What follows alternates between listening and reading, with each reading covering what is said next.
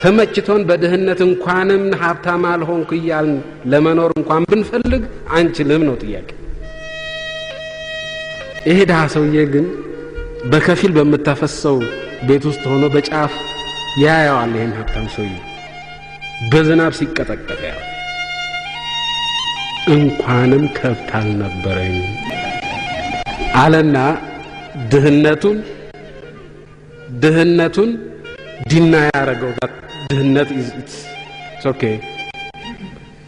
ባገኛው በዝናብ ነበር መቀጠቀጠው እንጂ የሚቀርብ ነገር የለም።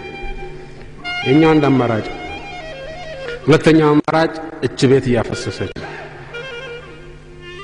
መስተካከል አለባት ብሎ ዳይሬክትሊ ኮንፍሮንት ማድረግ። በፖይንት ግን አሁን ሳስቴን ሊያደርግ የማይችል ደረጃ ላይ ደርሷል።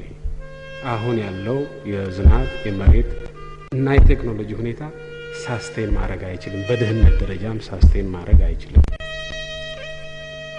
ስለዚህ በዲናያል መኖር አይቻልም።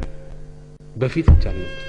ድህነቱን ሀብታም ነኝ በሚል ወይም ደግሞ ከሀብታሙ የተሻልኩ ነኝ እሱ ዝናብ እየቀጠቀጠው ነው እኔ ግን ዝናብ አልነካኝም ዘርፈራን በተሮፍ ብሎ መደምደም ይቻል ነበር። አሁን እንደዚህ ዲናይ ማድረግ አይቻልም።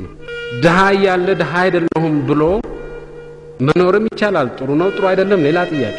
ያ ድህነት መቀጠል እስከቻለ ድረስ በድህነቱ መኖር እስከቻለ ድረስ እንዳማራጭ ሊወሰድ ይችላል። አሁን ግን በዛው በድህነቱ መቀጠል አልተቻለም። ሳስቴነብል አልሆነም ድህነት። that is the problem። ከኛ